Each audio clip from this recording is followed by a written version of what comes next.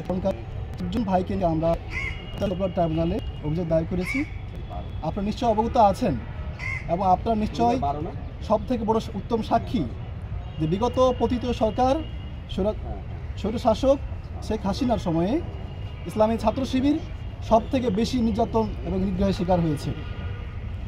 আজকে আমরা যেই 7 জন ভাইকে উপস্থিত করেছি তাদের প্রত্যেকেরই স্টোরি শুনলে আপনারা নিশ্চয়ই অবাক হয়ে যাবেন এবং প্রত্যেকটা মানুষের হৃদয়কে স্পর্শ করবে।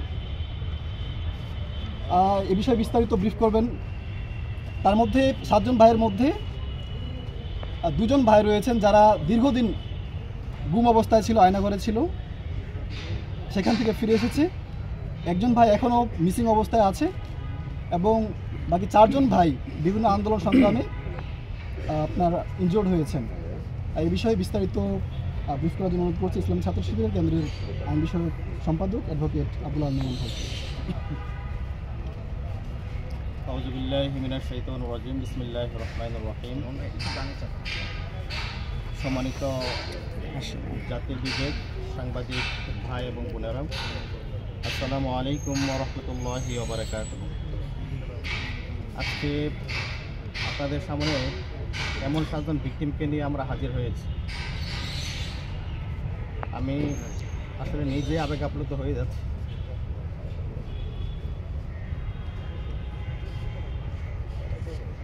আপনারা দেখতে পাচ্ছেন যে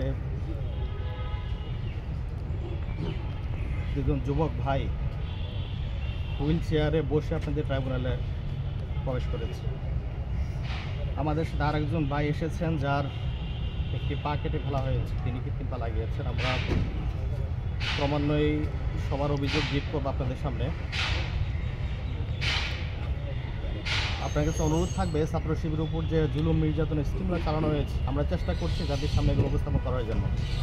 আপনাদের জায়গা থেকে এগুলো জাতির সামনে আপনার আরেকটু বেশি উন্মোচিত করার চেষ্টা করবেন। আমি শুরুতে ব্রিফ করছি, আমাদের রাজশাহী বিশ্ববিদ্যালয়ের জনশক্তি ছিলেন জনি ইসলাম ভাই আমাদের পাশে আছেন। তো ভাইয়ের সাথে যে ঘটনা ঘটিয়েছিল আমাদের প্রশাসন 2015 সালে 17 ফেব্রুয়ারি তার বাসা থেকে পড়ার টেবিলে তিনি যখন পড়াশোনা করছিলেন, রাত 11টার দিকে প্রশাসনিক সিভিলে কিছু ব্যক্তি গিয়েছিলেন, পাশাপাশি আওয়ামী লীগ এবং ছাত্রলীগের সন্ত্রাসী বাহিনী গিয়ে তাকে পড়ার টেবিল থেকে উঠিয়ে নিয়ে আসে। কিছু বুঝে ওঠার আগেই তার মা বাবা তাদেরকে জিজ্ঞাসা করার চেষ্টা করেছেন তাকে কেন উঠিয়ে নিয়ে যাওয়া হচ্ছে, কিন্তু কোনো প্রতি উত্তর না দিয়ে তাকে বিনোদপুর বাজারে অবস্থান করছিলেন 15 থেকে 20টি প্রশাসনের গাড়ি, সেখানে একটি গাড়িতে তাকে উঠিয়ে নিয়ে যায় এবং গাড়িতে ওঠানোর সাথে সাথে তার চোখ বেঁধে ফেলা হয়। সেখান থেকে তাকে রাজপাড়া থানায় নিয়ে যাওয়া হয় এবং নিয়ে যাওয়ার পরে তার উপর চালানো হয় নির্মম নির্যাতন। এবং নির্যাতনের যে স্ট্রিমগুলো চালানো হয়েছে তার মধ্যে ছোট্ট একটি দৃশ্য বলছি, সেটা হচ্ছে তার হাতের কবজি এবং পায়ের তালু এই দুটো জায়গায় চাকু দিয়ে খুঁচিয়ে তাকে রক্তাক্ত করে দেওয়া হয়েছিল।